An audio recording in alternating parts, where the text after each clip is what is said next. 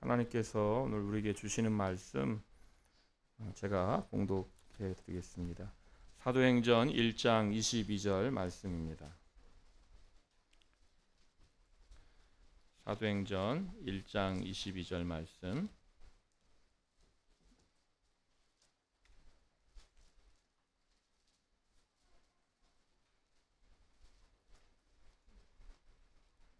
제가 받들어 읽겠습니다.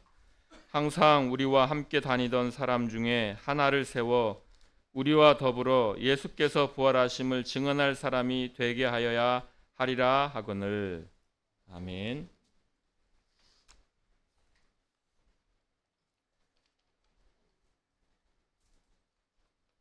오늘 우리가 이 사도행전 1장 22절 말씀을 보았습니다.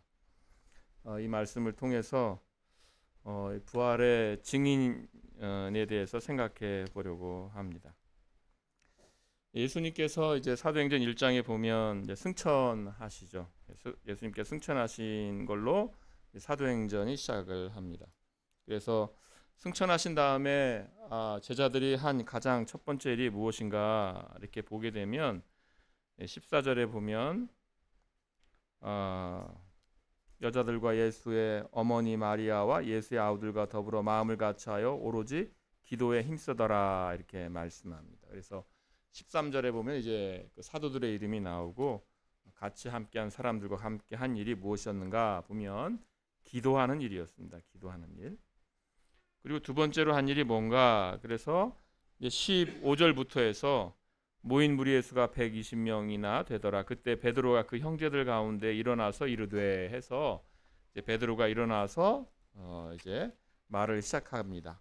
그래서 26절까지 해서 15절에서 26절까지 그러니까 이 1장의 두 번째 부분 아주 긴 내용은 이제 마띠아가 사도의 빈자리에 세워지는 그 일이 되겠습니다.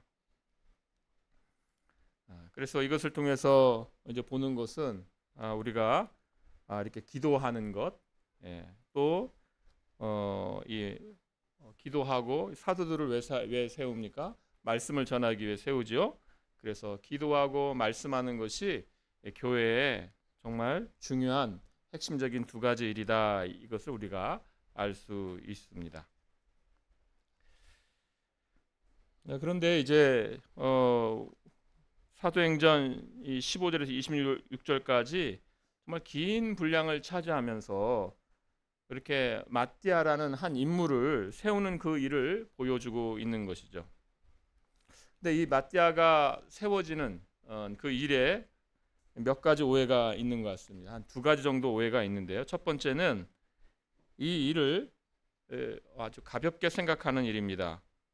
그래서 성경에는 그저 12이라는 숫자가 중요하고 이제 하나가 빠졌으니까 가룟 유다가 빠졌으니까 그 하나를 더 채워서 12이라는 숫자를 맞추기 위하여서 뽑는 것인가 이런 생각이 있습니다.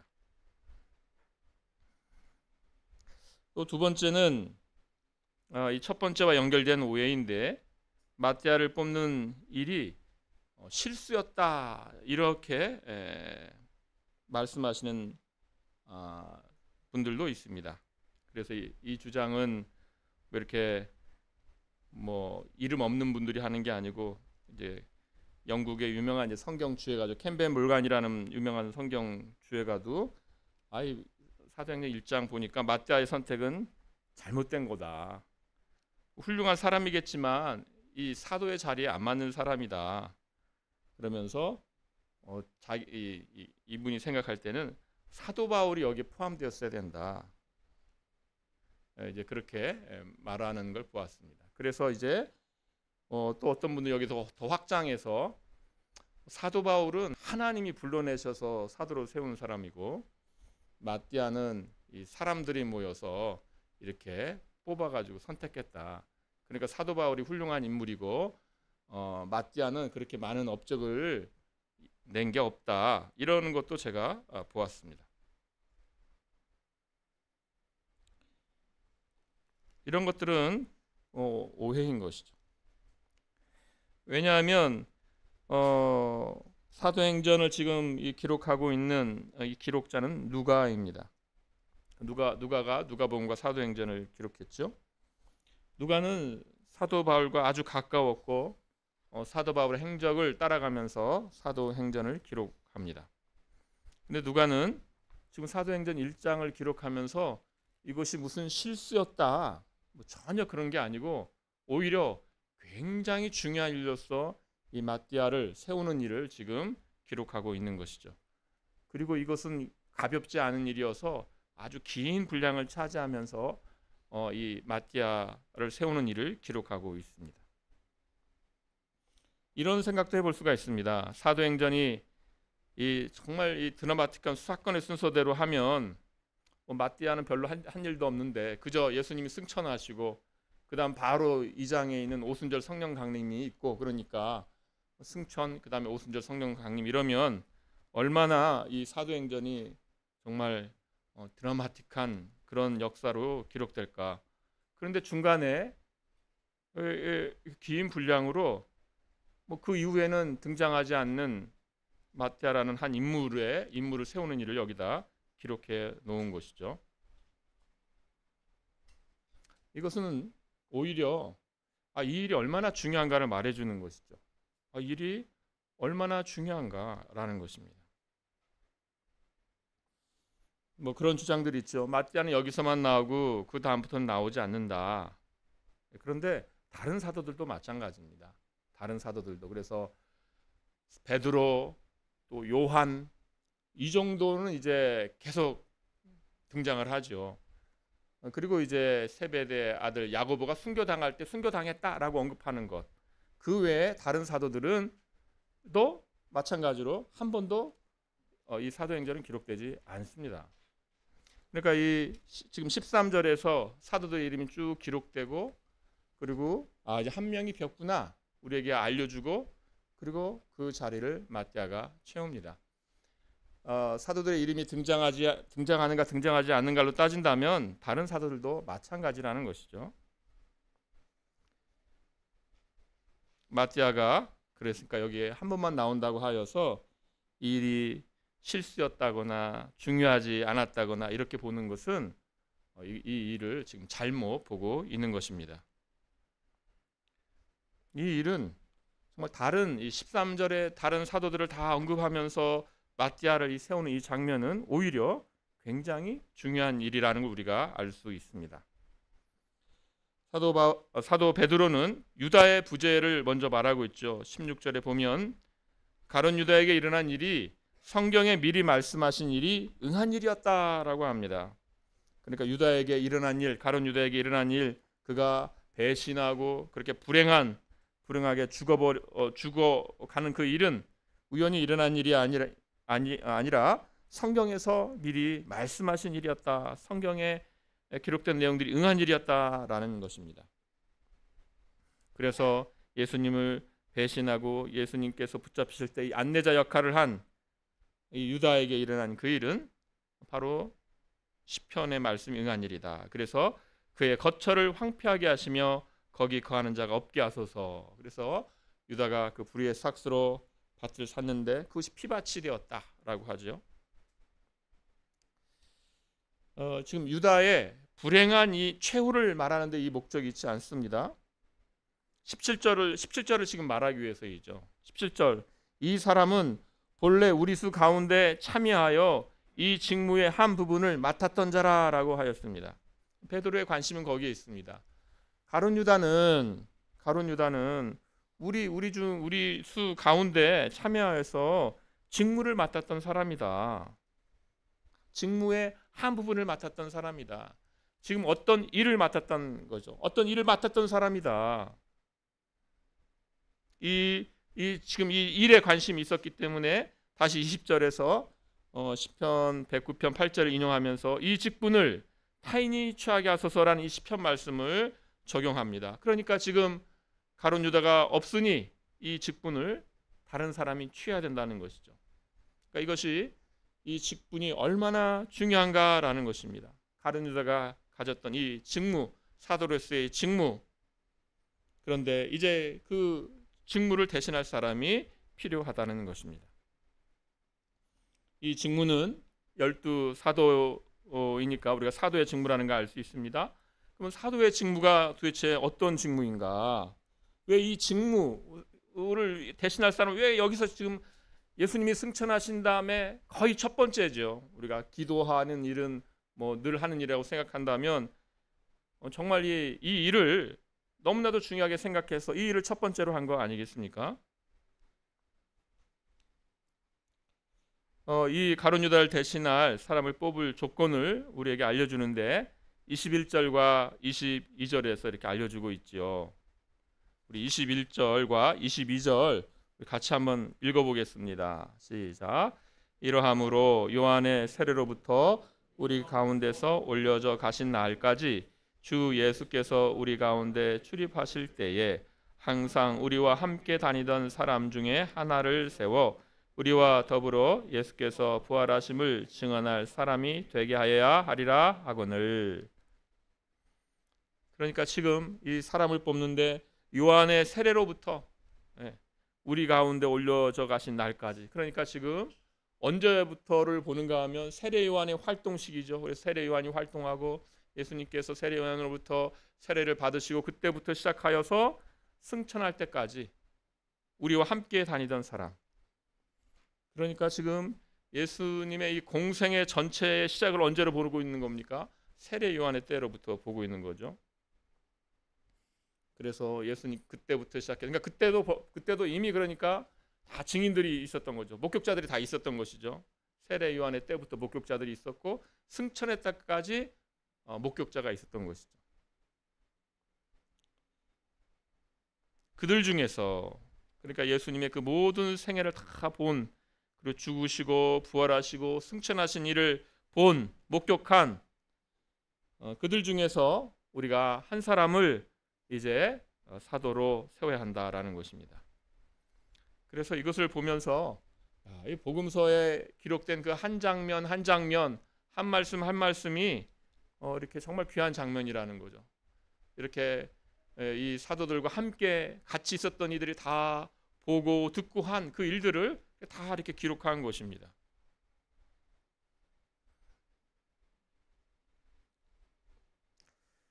왜 그런데 22절에 보면 왜 이 한 사람을 세우는가죠. 여기서 사도의 직무가 나옵니다.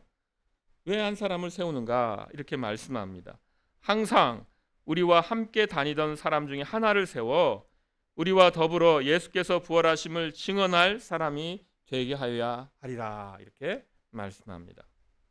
그러니까 항상 우리와 함께 다니던 사람 중에서 하나를 세워서 우리와 더불어 예수께서 부활하심을 증언할 사람이 되게 하여야 하리라. 그러니까 한 사람이 뽑는데 그 사람은 어떤 사람이 되는 겁니까? 예수님의 부활을 증언할 사람이 되는 것이죠. 예수님의 부활을 증언할 사람을 뽑는 겁니다. 그러니까 그냥 단순히 12를 채우기 위해서 거나 그런 게 아니라 지금 증인을 뽑는 것입니다. 증인.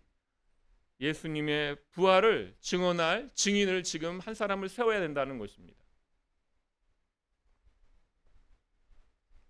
예수께서 부활하심을 증언할 사람, 우리와 함께 증언할 사람. 목격자는 많은데 정말 공적 증인으로서 목격자가 많지만 법원에 앞에 나아가서 증언하는 사람은 소수지 않습니까? 목격자가 많은데 그런데 정말 공적으로 증언할 사람, 목숨을 걸고 증언할 사람 누가 있겠는가? 그 사람을 세워야 한다라는 것입니다. 그래서 여기서 우리가 사도의 직무를 알 수 있습니다. 사도의 직무는 무엇인가? 부활을 증언하는 사람입니다. 예수님의 부활을 증언하는 사람입니다. 목숨을 걸고 예수님의 부활을 증언하는 사람입니다.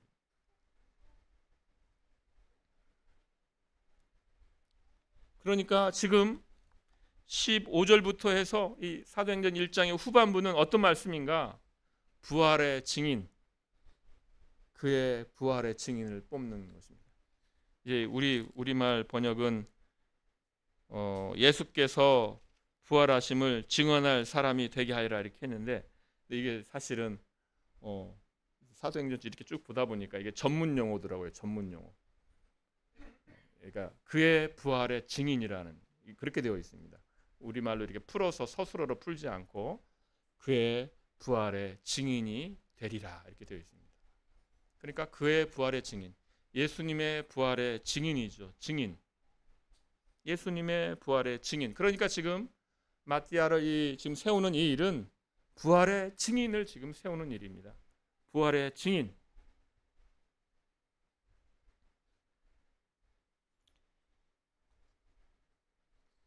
베드로가 유다가 우리 예수에 속하여서 한 직분을 맡았다라고 했을 때 그 직분이 무엇인가? 부활의 증인이 되는 거였다는 것이죠. 결국 그 12사도는 결국 부활의 증인이 되었어야 한다는 것입니다. 그러나 가룟 유다는 부활의 증인이 될 수 없는 것이죠. 전체 생애를 목격하고 죽으심을 목격하고 부활과 승천까지 목격한 이들 중에서 부활의 증인이 세워져야 한다라는 것입니다. 그러니까 이제 이렇게 보면 어떻습니까? 정말 예수님께서 승천하신 다음에 제자들이 함께 기도하고 가장 먼저 한 일은 부활의 증인을 세우는 일이었습니다. 그러니까 지금 12사도 중에 지금 한 사람을 뽑는 일이요, 또 다른 말로 하면 유다가 빠졌으니까 유다를 대신할 사람을 뽑는 일이지만 그 본질은 부활의 증인을 세우는 일이었던 것입니다. 사도행전 1장 후반부는 그러니까 어떻게 볼 수 있습니까? 부활의 증인을 세우는 일로 볼 수 있는 거죠. 부활의 증인을 세우는 일. 그러면 이제 1장 전반부로 갑니다. 1장 전반부는 그러면 어떻게 되어 있을까요? 1장의 앞부분에 그 절정은 예수님의 승천입니다. 그런데 8절 우리 같이 한번 읽어보겠습니다. 시작. 오직 성령이 너희에게 임하시면 너희가 권능을 받고 예루살렘과 온 유대와 사마리아와 땅끝까지 이르러 내 증인이 되리라 하시니라. 왜 사도들이 예수님이 승천하신 이후에 가장 먼저 이렇게 증인을 뽑았는가? 부활의 증인을 뽑았는가? 왜 그랬던 것입니까? 예수님께서 승천하시면서 주신 명령이 너희들이 내 증인이 되리라고 하셨거든요. 너희들이 내 증인이 되리라. 예루살렘과 온 유대와 사마리아와 땅끝까지 이르러 내 증인이 되리라. 사도들의 마음에 이 일이 얼마나 중요하게 그 마음에 들어왔던 것일까요? 그래서 그들은 증인이 되어야 되는구나. 그러면 이 공적인 증인, 목숨을 걸고 예수님의 부활을 증인할 증인을 우리가 세워야 된다. 예수님이 증인이 되리라고 하지 않았냐? 그러므로 그들은 가장 먼저 부활의 증인을 세워야 했던 것입니다. 내 증인이 되리라고 했을 때는 어떤 증인입니까? 당연히 부활의 증인이라는 것이죠. 왜? 부활의 증인이라는 것은 그 부활이 너무나도 충격적이기 때문에, 정말 아무도 믿을 수가 없는 일이었기 때문에, 그런데 그들이 그 부활을 목격했기 때문에 그들은 예수님을 생각하면 부활입니다. 부활. 예수님이 죽으신 줄 알았는데 부활했다. 그만큼이나 부활은 이 사도들에게 충격이었고, 부활과 함께 구약 전체가 다 해석이 되는 것이고 그들의 구원이 어떻게 되어지는 일도 다 해석이 된 것이죠. 그래서 부활의 증인입니다.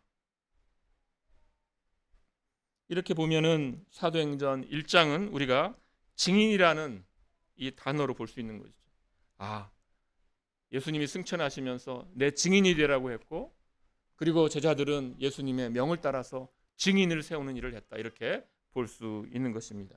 이렇게 본다면 마띠아를 사도들의 하나로 세우는 이 일은 그렇게 가볍거나 또는 무슨 마띠아가 대충 세워지거나 그런 일이 아니라 정말 사도들이 정말 기도하고 예수님의 명령을 수행하기 위하여 정말 기도하면서 정말 예수님께 맡겨서 제비를 뽑아서 이 부활의 증인을 세운 일이 되는 것입니다. 예수님의 부활의 증인을 할 후보자는 여럿일 것입니다. 사도 바울은 뭐라고 합니까? 부활의 목격자가 500여 형제라고 합니다. 그러니까 요한의 세례로부터 부활의 목격까지 하면 뭐 500명, 요한의 세례부까지 다 앞으로까지 가면 뭐 500명은 안 되겠지만 어쨌건 500명이 있죠. 또 그 중에서 다락방에 지금 120명이 있죠. 주님께서 그런데 너희는 내 증인이 되리라고 하신 거죠. 너희는 내 목격자다라고 하신 게 아니죠. 너희는 내 목격자다 이게 아닙니다. 너희는 내 증인이다라고 하셨어요. 증인이라고 하신 것은 이것을 증언해야 한다는 것이죠.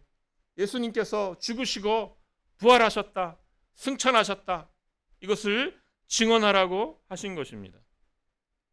그리고 지금 사도들은 이 공적인 마치 증인이라는 이 증인이 마치 공적인 직분이듯이 부활의 증인을 우리가 세워야 한다 하면서 부활의 증인을 세우고 있는 것입니다.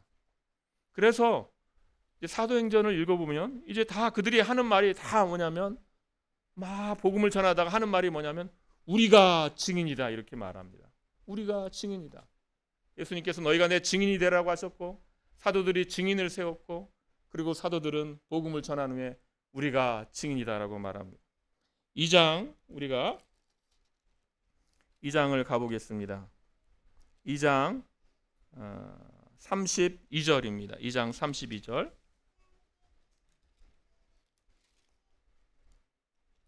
(2장 32절) 같이 읽어봅니다. 시작.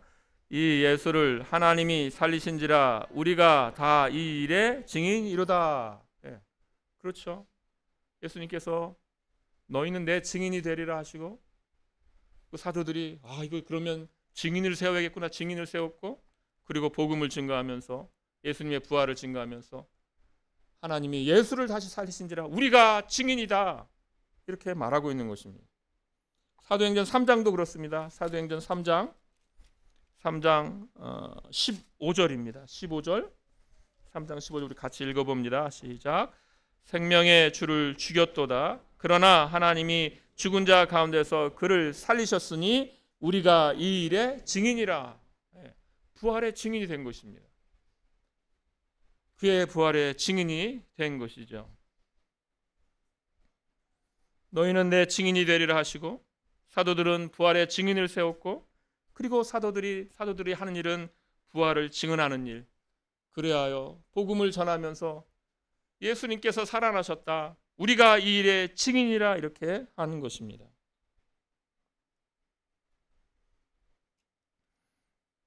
부활의 증인이라는 것은 무엇을 말하는 걸까요? 부활의 증인이라는 것을 우리가 무엇인가 이거 보게 되면은 사도행전 2장을 가보시면 아까 우리가 2장 32절에서 이 예수를 하나님이 살리신지라 우리가 다 일의 증인이로다 이렇게 했는데 그 앞에 보면 그러니까 부활에 연결된 그 모든 내용을 다 말하고 있습니다. 그래서 2장 22절 보면 이스라엘 사람들아 이 말을 들으라. 너희도 아는 바와 같이 하나님께서 나사렛 예수로 큰 권능과 기사와 표적을 너희 가운데에서 베푸사 너희 앞에서 그를 증언하셨느니라 이렇게 말씀합니다. 그러니까 하나님께서 나사렛 예수를 통하여서 여러 가지 표적을 주시고 여러 가지 말씀을 전하게 하셨는데 그게 무엇인가? 그 부인할 수가 없는 너희도 아는 바와 같이 아무도 그걸 부인할 수가 없어요. 큰 권능, 기사, 표적을 부인할 수 없는 거죠. 근데 그게 뭐였냐? 하나님께서 증언하신 것이다. 뭘 증언합니까?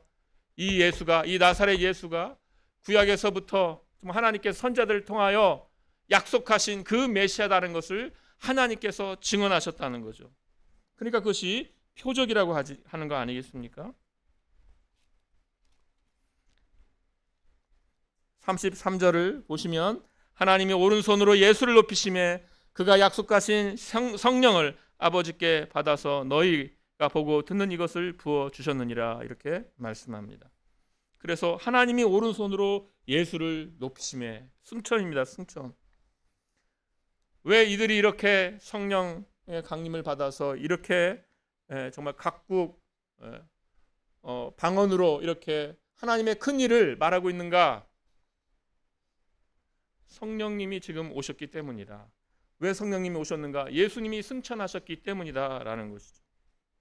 그래서 지금 이 오순절 성령 강림의 놀라운 이 표적은 예수님이 죽으시고 예수님이 부활하시고 예수님이 승천하셨다라는 그 증거가 되는 것이죠.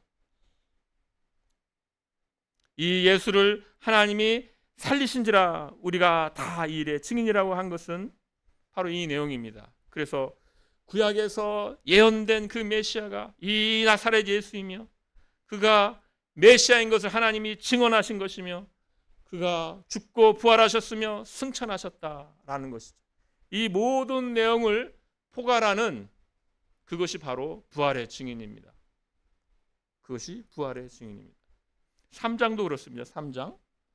3장도 가서 보시면 부활을 말하는데 이 사도행전 2장은 앞에서 쭉 말하다가 후반에 가서 부활을 말하는데 이 3장은 앞에서 부활을 말합니다. 앞에서 부활을 말하고 부활로부터 해서 다른 내용을 다 말합니다.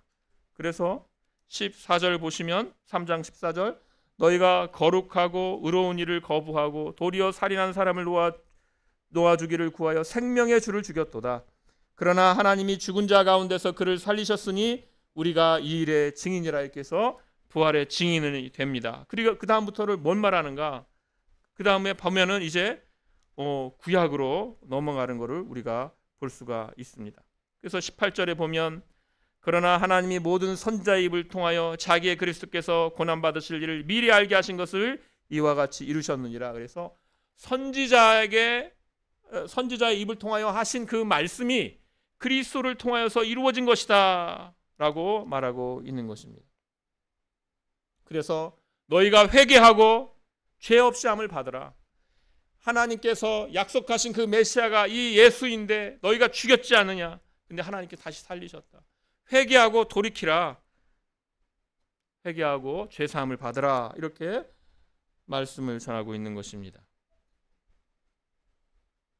그리고 21절에서 승천을 또 말합니다. 하나님이 영원전부터 거룩한 선지자들의 입을 통하여 말씀하신 바 만물을 회복하실 때까지는 하늘이 마땅히 그를 받아들이라고 했다라는 거죠. 그래서 하늘이 마땅히 그를 받아들이라 해서 승천입니다. 그래서 지금 제자들은 예수님이 왜 부활하셨는지, 왜 예수님이 승천하셨는지를 이제 신구약 구약 성경을 통하여 그걸 다 이제 이해하게 된 거죠. 그래서 이래서 예수님이 죽으셨구나, 이래서 예수님이 부활하셨구나, 이래서 예수님이 승천하셨구나를 알고 이제 말하고 있는 것입니다.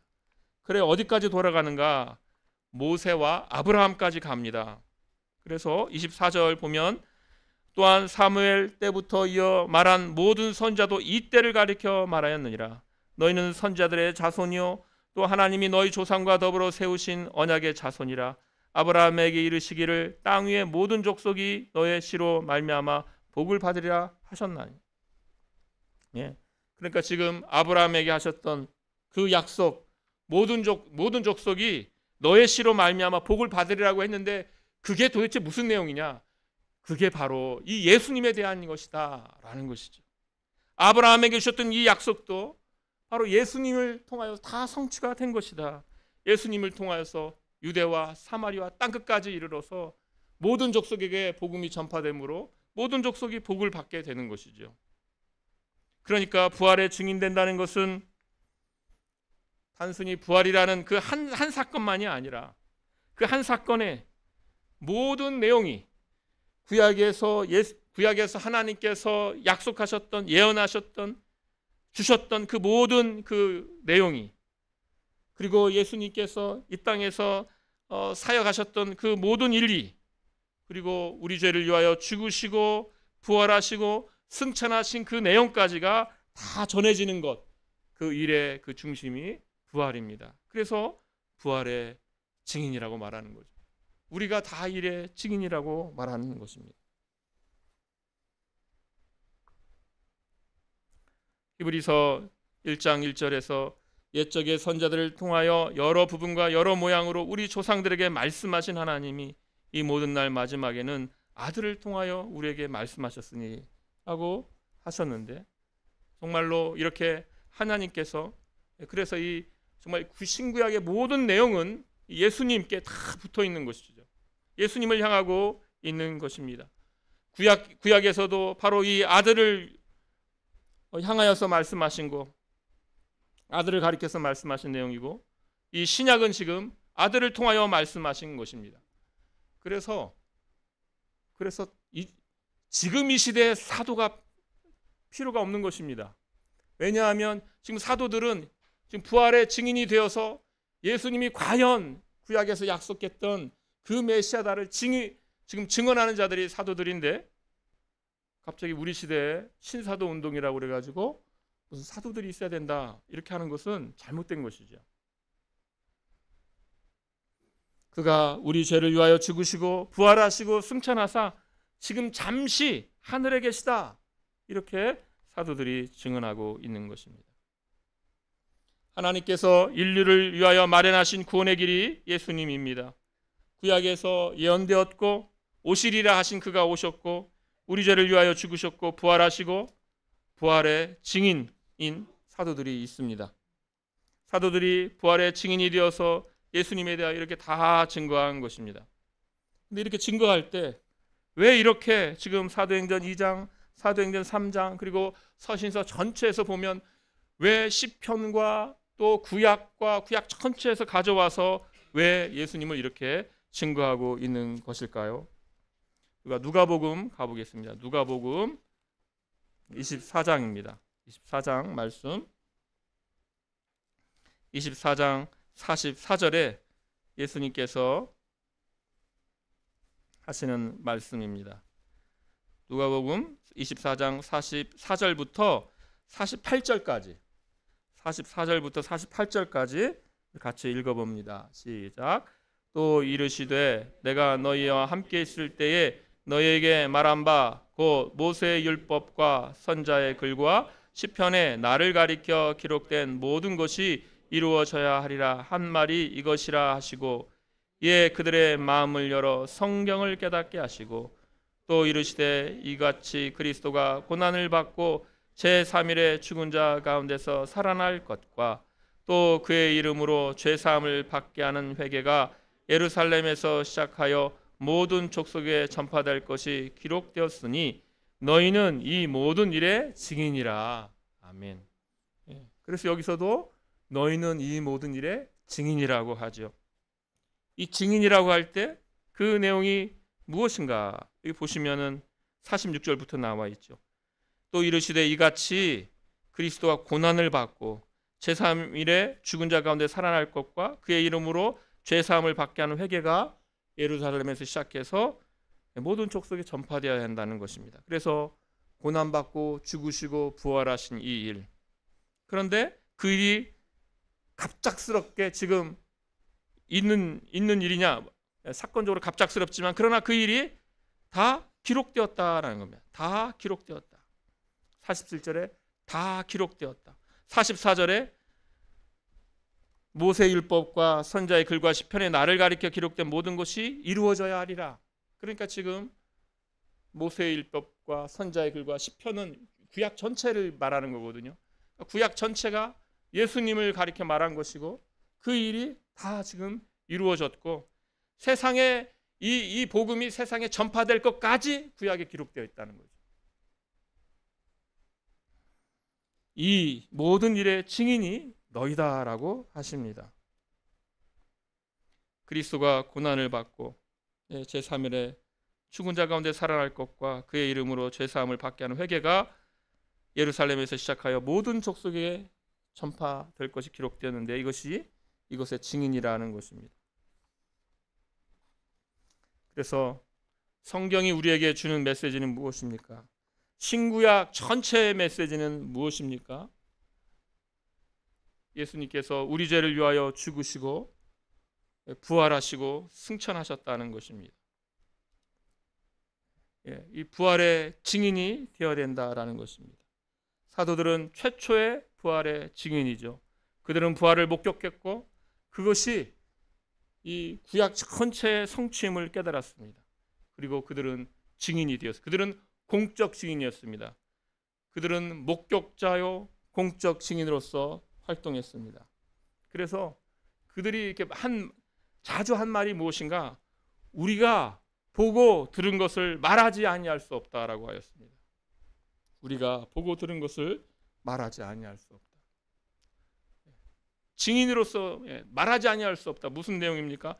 우리는 증인이라는 것입니다. 이 내용은 교회에서 계속 전해지지요. 그래서 고린도전서 15장에서 이렇게 말합니다. 내가 받은 것을 너에게 전하였다. 이렇게 말합니다. 성경대로 그리스도께서 우리 죄를 위하여 죽으시고 장사 지낸 바 되셨다가 성경대로 사흘 만에 다시 살아나셨다.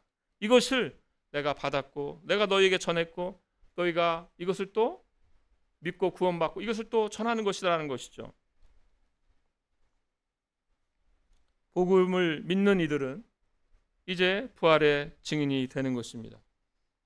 교회는 이 부활의 이 증언을 이어가는 공동체가 교회입니다. 예수님께서 부활하셨다. 우리 죄를 위하여 죽으시고 부활하셨다. 이것을 증언하는 공동체가 교회입니다. 그래서 정말 이 인류 역사에 보면 수많은 신자들이 이걸 증언하다가 증인으로서 죽어갔습니다. 이 증인이라는 이 단어 헬라어로 마르투스라는 단어입니다. 마르투스. 그래서 이 마르투스는 헬라어로 원래 증인이라는 뜻입니다. 그러니까 이 재판이 열리면 공적으로 증언하는 사람을 마르투스라고 했습니다. 그런데 이 마르투스는 그러니까 1번이 이 증인이라는 뜻이라면 그런데 이제 1세기 말 2세기를 지나면서 이 마르투스에는 또 다른 단어, 또 다른 의미가 하나 더 추가가 됩니다. 그 의미는 순교자라는 의미입니다. 순교자.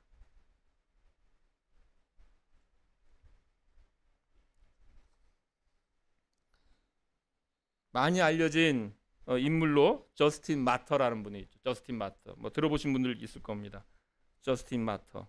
이 마터 이것은 바로 순교자라는 뜻입니다. 그래서 저스틴 순교 당했나 보다 우리가 알 수 있는 거죠. 저스틴이 초대교회 지도자였는데 순교 당했나 보구나. 우리가 이렇게 생각할 수 있습니다. 이 저스틴 마터 이 인물은 로마 총독 앞에서 황제 숭배를 거부합니다. 그래서 나는 그리스도인입니다. 나는 증언하는 일을 내가 멈출 수가 없습니다. 황제 숭배를 거부하고 예수 그리스도를 증언하다가 순교를 참수형을 당합니다. 그래서 그의 이름이 저스틴 마터입니다. 마터. 그래서 처음에는 이게 증언자, 증인이었겠죠. 그런데 이 말이 가는 의미는 무엇입니까? 증언하다가 죽은 사람이라는 뜻이 된 거예요. 증언하다가 죽은 사람. 예수님의 증인으로 살다가 죽임당한 이들을 이제 마르투스. 처음에는 마르투스 증인이라는 의미만 있었는데 이제 예수님을 증언하다가 죽은 사람이라는 뜻을 갖는 것이 마르투스가 됩니다. 그래서 이제 헬라어 월터바우어라고 있거든요. 월터바우 헬라어 사전 1세기 이렇게 문학 및 성경 사전에 사용된 헬라어 사전이 있습니다. 거기 보면 순교자가 증인이 있고 그 보면은 그 다음에 2세기부터는 기독교 문화권에서는 순교자 이렇게 되어 있어요. 영어 사전은 뭐라고 되어 있을까요?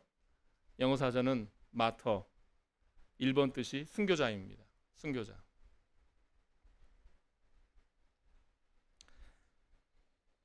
이것이 우리에게 주는 의미가 무엇입니까? 이 증인이라는 이 말.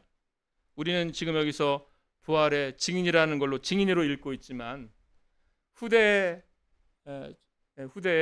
바로 이 마르투스란 이 단어를 읽을 때 그 후대에 오는 성도들은 이걸 읽을 때 이거를 단순히 증인이 아니라 이거 증인으로 살다가 죽는 사람이라는 의미로 그들은 받았던 것입니다. 예수님의 증인으로 살다가 죽임을 당한 이들입니다. 그래서 이 마터, 이건 두 개 다를 가리킵니다. 증인이면서 순교자입니다. 증인이면서 순교자. 그래서 이 증인이란 말을 우리가 떠올릴 때 순교자라는 말을 떠올려야 되는 것이고, 순교자라는 말을 떠올릴 때 우리는 그냥 예수님 믿다가 순교했나 보다, 그게 아니라 증인으로서 순교한 겁니다. 모든 순교자는 증인으로서 순교한 겁니다.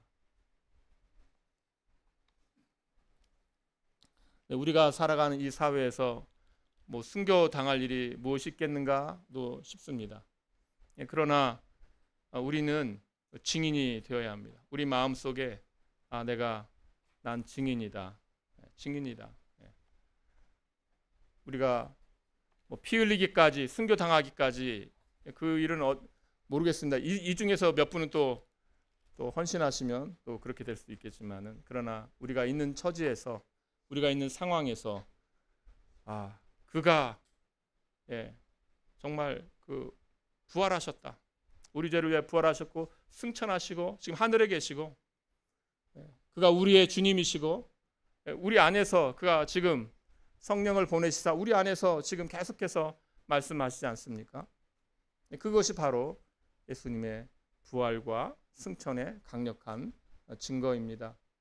이 증거를 품고 예수님의 부활의 정말 증인으로서, 마르투스, 증인이자 정말 순교자, 그런 마음으로, 믿음으로 사시는 우리 모두가 되기를 바랍니다. 함께 기도하겠습니다.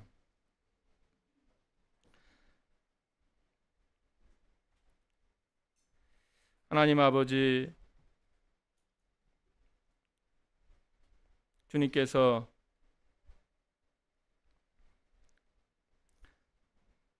참 방황하고 약하고 목적 없이 살아가던 저희들을 불러주셔서 저 인생의 참 목적을 알려주시고, 우리가 다른 어떤 곳에서 안식을 얻는 자들이 아니라 주님이 복음에서 우리 주 예수 그리스도의 그 죽으심과 부활 안에서 우리가 구원을 얻었다는 그 놀라운 확신 가운데에서 안식하며 위로하며 평안을 맛보게 하여 주시니 감사옵나이다.